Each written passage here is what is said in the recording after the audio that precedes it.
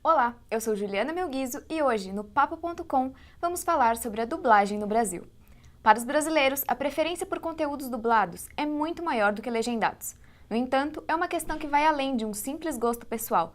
A dublagem também é uma forma de acessibilidade, pois possibilita que conteúdos estrangeiros alcancem também pessoas com dificuldade de leitura e deficiência visual.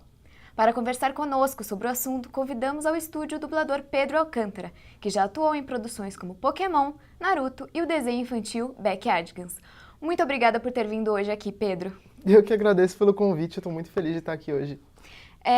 Para começar, segundo um estudo feito pela Netflix, a série 13 Reasons Why foi assistida dublada por 84% dos assinantes, ou seja, apenas 16% preferiram assistir legendada. O que você pensa sobre isso? Eu acho que é uma questão muito importante, existe toda essa preferência que vem mudando de uns anos para cá, que o público tinha uma ideia de que a dublagem é uma coisa menor, é uma coisa que fere o produto, que fere o filme ou fere a série. E é muito legal que isso está mudando, as pessoas estão percebendo que a dublagem é uma coisa importante. Tem gente que precisa da dublagem, como os deficientes visuais, tem os idosos que não conseguem acompanhar as legendas, e tem gente que gosta de assistir dublado. E é muito importante que as pessoas respeitem a dublagem. E é muito bom para mim também, porque eu tenho trabalho por causa disso. Pensando nesses dados, fomos às ruas com a repórter Isabela Gadelha para saber a opinião do público sobre o assunto e também descobrir o que eles acham dessa relação entre o dublado e o legendado. Os brasileiros preferem assistir conteúdos dublados em vez de legendados. Viemos perguntar para as pessoas o que elas acham sobre isso. Você prefere assistir conteúdos dublados ou legendados? Eu geralmente assisto tudo legendado, porque eu gosto de ver o trabalho completo do ator. Legendado. Legendado. É porque eu gosto muito de ter esse contato com a língua nativa. Legendados. A menos que seja animação. Animação Dublado. Uma coisa que eu gosto muito de cinema é a parte de interpretação, né, dos atores. E aí eu acho que, né, na dublagem acaba se perdendo bastante. Né? Legendados. Legendado. Em questão de jogos, de desenhos, animações, dublado em português não tem problema nenhum. Pra você, o que o brasileiro prefere? Legendado ou dublado? Eu acho que, em geral, legendado. Bom, visto o número de savas que tem colocado os filmes dublados, acho que uma boa parte, pelo menos, gosta mais de dublado, assim. Né? No meu círculo social, conheço mais gente que prefere legendado, mas assim, no contexto geral, não sei. Na minha cidade, acho que é dublado, porque tem uns shoppings que só tem filme dublado. E dependendo também, por exemplo, eu não sei, mas meu pai, por exemplo, ele tem problema na vista. Então, para ele é um problema ter que ficar lendo legenda. 34% das pessoas que viram 13 Reasons Why preferiram dublado. Dublado. Eu acho que é uma série que é um pouco mais infantil também, um pouco mais para adolescente, que não... Acho que é normal. Eu acho que é mais normal. E o que você acha de pessoas que são contra ter filmes dublados? Eu acho uma estupidez, né? Porque tem gente que não acompanha a legenda, tem gente mais nova assistindo. Eu acho que é uma questão de gosto, então... Não, mas eu acho que tem que ter para todos os gostos, né? Então eu acho legal que tenha as duas opções. Tem muita coisa que você perde quando você assiste legendado e dublado também. Você perde uma parte da atuação do ator. Eu acho ruim quando não tem também. Tem alguns filmes que eles colocam só dublado, eu acho ruim. Mas também só legendado e a pessoa que quer ver dublado, tipo... Exagerado. Não precisa, né? Eu acho que tem que ter opção. Sim, cada um com seu gosto. Como visto na matéria, muitas pessoas preferem assistir filmes e séries legendadas. Você acha que isso prejudica o trabalho de vocês? Acho que atualmente não prejudica muito, porque nos últimos anos as televisões, principalmente com a TV digital, elas têm colocado a opção de dublado para praticamente tudo. Então, quase tudo tem opção de legenda e dublagem de qualquer forma, não só os filmes, séries e desenhos, mas também reality show, documentário, então basicamente tudo acaba sendo dublado. E como você virou dublador? Sempre foi um sonho fazer? Eu comecei com a dublagem quando eu era criança, porque meu pai tinha um estúdio de locução comercial no interior de São Paulo, ele trabalhava em rádio e tudo mais, e um dia ele precisou de uma criança para fazer um comercial, e aí ele me colocou para fazer e ficou legal, ele começou a me colocar em vários comerciais que precisavam de criança. Os meus pais viram que eu ficava feliz dentro de estúdio eles viam que eu gostava de assistir TV, que eu lia muito bem desde pequeno e eles decidiram me trazer para São Paulo para a gente ir atrás de dublagem e estou aqui até hoje. E você teve dificuldade, assim, no começo de sincronizar a voz com a boca do personagem? No começo eu acho que eu não tive muita dificuldade, porque como eu era pequeno, criança leva tudo na brincadeira, então eu acabava me divertindo mais do que me preocupando e sofrendo com o que eu estava fazendo. E qual é o processo de teste para se tornar um dublador? Não existe um teste para você virar um dublador, existe apenas uma exigência, você precisa ter um registro profissional de ator, que a gente chama de DRT. Se você é menor de idade não precisa disso, mas normalmente o estúdio que for trabalhar com criança precisa de uma autorização especial. Ou seja, a pessoa só precisa ter uma formação como ator ou atriz, precisa fazer um curso profissionalizante de teatro e normalmente as pessoas acabam fazendo algum curso de especialização em dublagem, mas isso também não é essencial. A pessoa pode simplesmente ir atrás dos estúdios e procurar uma oportunidade ali para fazer estágio ou começar a dublar fazendo alguns papéis menores. Você, como dublador, já vivenciou a importância da dublagem para pessoas que têm dificuldade de leitura ou deficiência visual? Mas essa pergunta fica para o nosso próximo bloco. O Papo.com volta em instantes com um pouco mais sobre a dublagem no país. Não saia daí!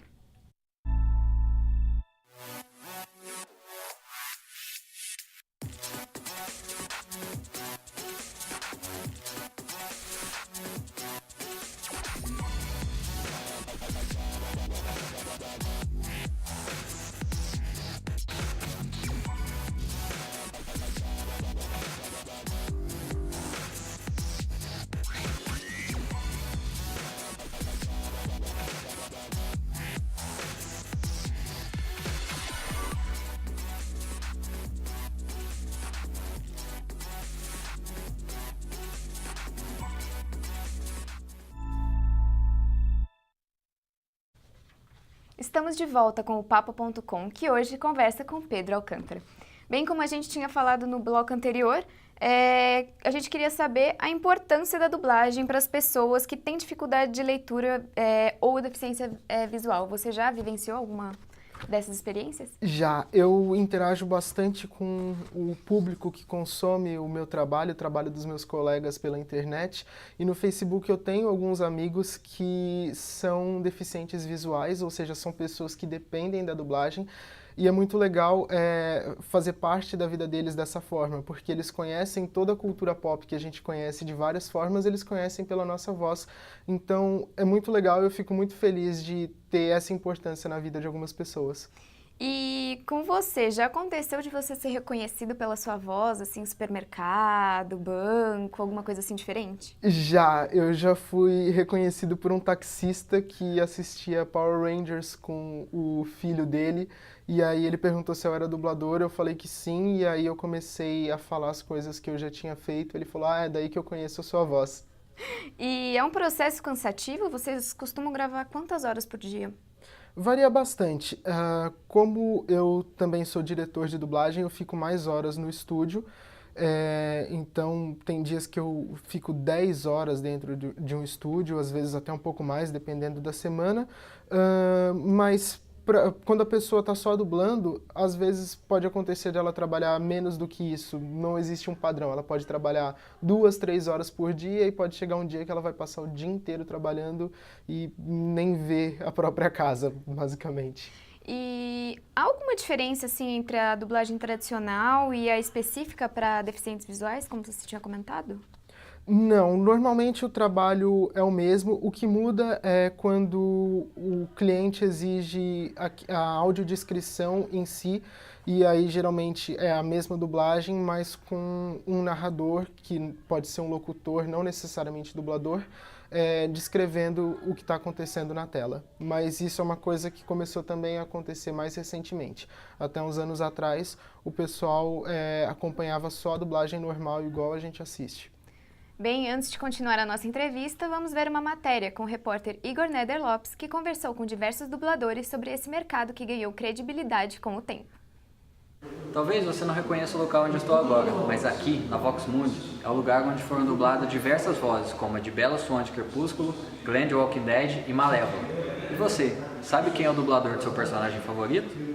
A dublagem, ela evoluiu muito, né? Quando eu comecei a dublar, nem som tinha. Acho que hoje em dia as pessoas prestam muito mais atenção na dublagem. Acho que a internet trouxe essa visão assim das pessoas.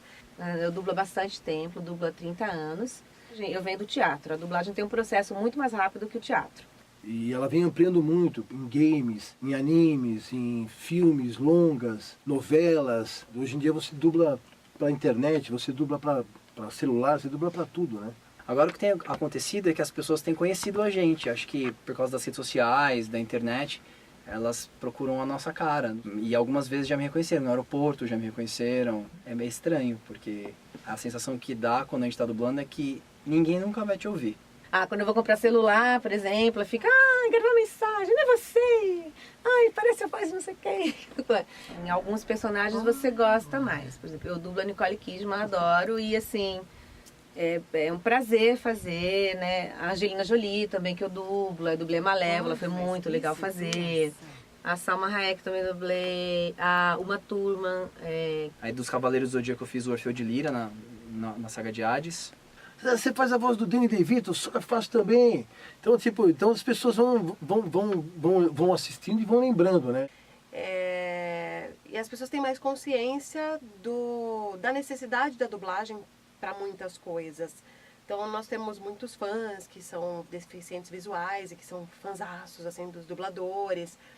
E acho que a internet realmente trouxe isso. As pessoas veem hoje a dublagem de uma outra forma. Deixa cair, pai. Muita gente ainda critica, né? Tem aquela coisa de, tem que ler a legenda para ler. Eu acho que quer ler vai ler um livro, né? Não vai ler legenda. E você educa, né? A criança ela tem que ouvir o está, o para. Você tem também a preocupação de educar, né? De passar informação, né? Você tem que ensinar as pessoas a falarem, né? Mais prazeroso do que difícil. Então lembre-se, quando você for assistir um filme dublado, assista dublado. Porque o filme dublado você assiste de verdade. Bem, como mencionado na nossa matéria, você acha que a dublagem auxilia na educação? Eu acho que sim, acho que é muito importante, principalmente nos desenhos infantis. Eu cheguei a trabalhar com um desenho da Netflix chamado Festa de Palavras, que tinha exatamente como objetivo isso, de ensinar as crianças pequenas qual era o jeito certo de falar cada coisa, mas em alguns outros trabalhos a gente não tem essa obrigação ou essa necessidade, porque a gente precisa respeitar o que está sendo feito no original. Então, se o personagem está falando de um jeito extremamente informal, a gente precisa respeitar ali o original e a gente precisa passar aquilo para o português também. Ou encher o filme de gíria, às vezes é esse o caso, mas nem sempre. Uhum. E qual a diferença entre dublar um ator e um personagem de desenho? Dublar um desenho, às vezes, acaba sendo um desafio maior, porque cada animação tem as suas particularidades e você tem que prestar atenção ali naquele movimento labial específico que foi criado por aquele animador e cada dia vai ser uma coisa diferente. E quando você vai dublar em atores reais, você precisa se preocupar ali com a respiração, com o ritmo do ator, que é diferente do ritmo de um desenho animado. E pode variar também dependendo do idioma. Você vai dublar um filme americano, é diferente de você dublar uma novela mexicana, é diferente de você dublar um filme japonês ou um filme francês, e tudo isso muda. E na animação depende muito do estilo da animação, que inclusive às vezes pode ser bem parecida com o movimento labial de um ator de verdade, dependendo da animação, algumas animações 3D mais realistas. Bem, eu agradeço a participação do Pedro Alcântara, que nos ajudou a entender melhor essa área que ainda não recebe o reconhecimento que deveria. Muito obrigado, foi muito bom participar dessa entrevista. Bem, o Papo.com fica por aqui. Até o próximo programa.